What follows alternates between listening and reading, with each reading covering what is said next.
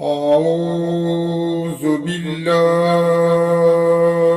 من الشيطان الرجيم.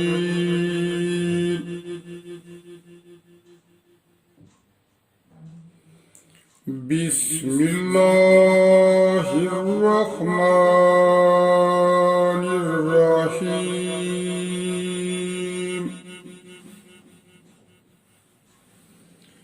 قل لا أجد فيما أوحي إلي محرما على طاعم يطعمه إلا أن يكون ميتة أو دما مسفوحا أو لحم خنزير فإنه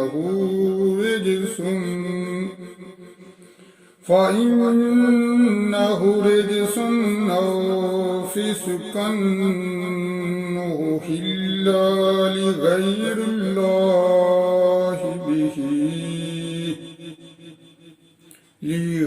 الله به فمن اضطر غير باغ ولا عاد فإن ربك غفور رحيم. وعلى الذين هادوا حرمنا كل ذي ظفر فمن البقر والغنم حرمنا عليهم شحومهما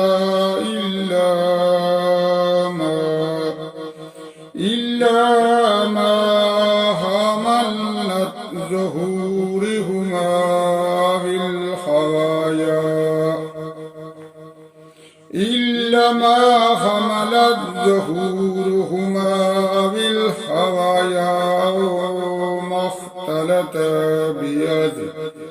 بيد من ذلك جزيناهم ببغيهم وإنا لصادقون.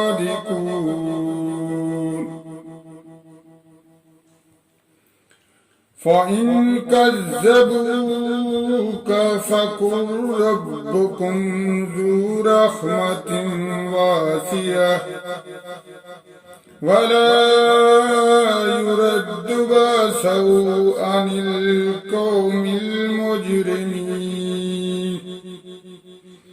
سيقول الذين أشركوا لو شاء الله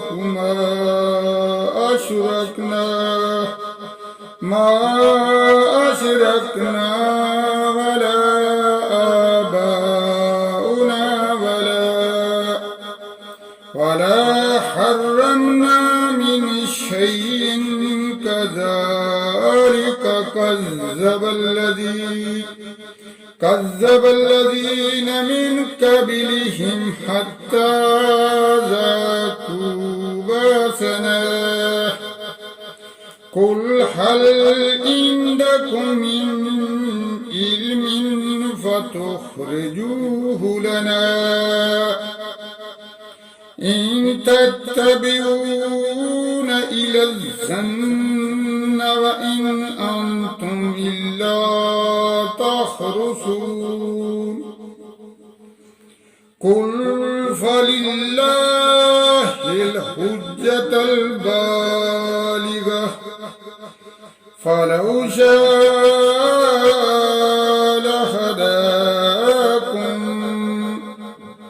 لهداكم أجمعين.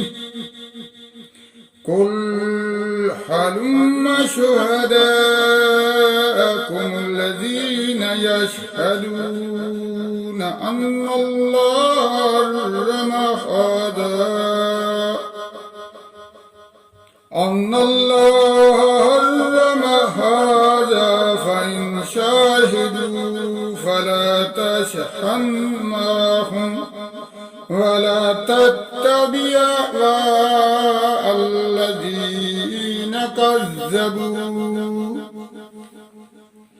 الذين كذبوا بآياتنا والذين لا يؤمنون بالآخرة وهم بربهم يعدلون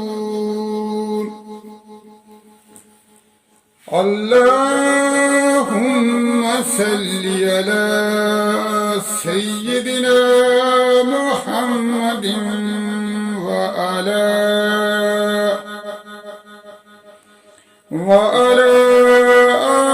آل سيدنا محمد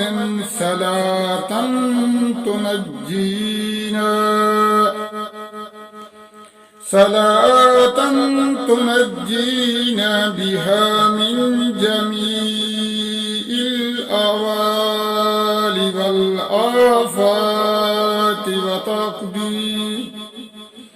وتقضي لنا بها جميع الحاجات وتطهرنا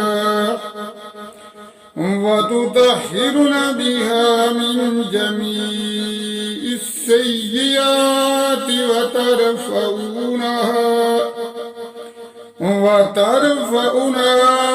بها عندك أعلى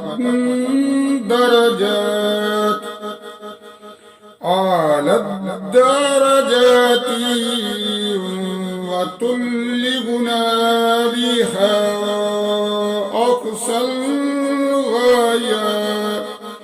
أقصى الغايات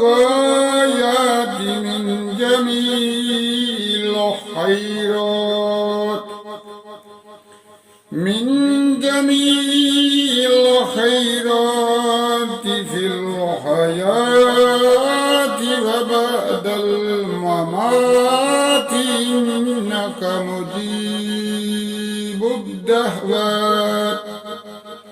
مجيب الدعوات ورفيع الدرجات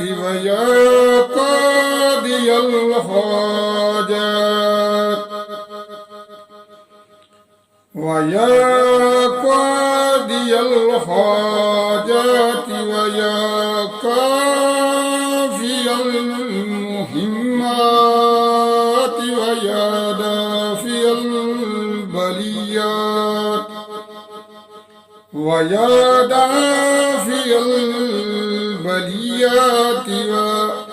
ويا حل المشكلات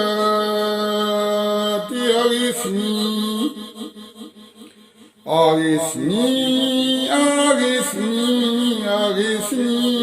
يا إلهي إنك على كل شيء قدير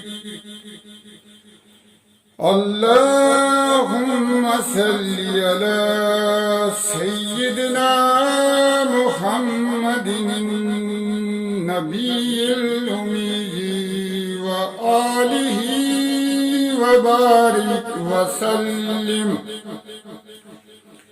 ربنا ظلمنا أنفسنا وإن لم تغفر لنا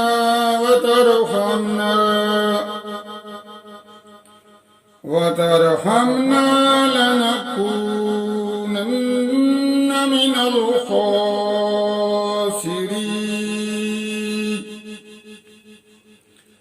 ربنا آتنا في الدنيا حسنة وفي الآخرة حسنة وقنا عذاب النار وقنا عذاب الكبر وقنا عذاب عذاب الحشر وقنا عذاب النار صدق اللہ العظیم۔ آئے ہمارے پروردگار ہم سے راضی ہو جا، ہمیں شیطان اور نفس کے شر سے بچا۔ آئے ہمارے پروردگار ہمیں معاف فرما۔ آئے ہمارے پروردگار ہمیں دن رات قرآن پڑھنے، سمجھنے اور اس پر عمل کرنے کی توفیق عطا فرما۔ آئے ہمارے پروردگار ہمیں نیکی کرنے کی اور بھلائی پھیلانے کی توفیق عطا فرما۔ آئے ہمارے پروردگار تمام مسلمانوں کی حفاظت فرما۔ آئے ہمارے پروردگار تمام اسلامی ملکوں کی حفاظت فرما۔ آئے ہمارے پروردگار ہمارے وطن عزیز پاکستان کی حفاظت فرما۔ آئے میرے پروردگار میری دعا کو قبول فرما۔ آمین ثم آمین۔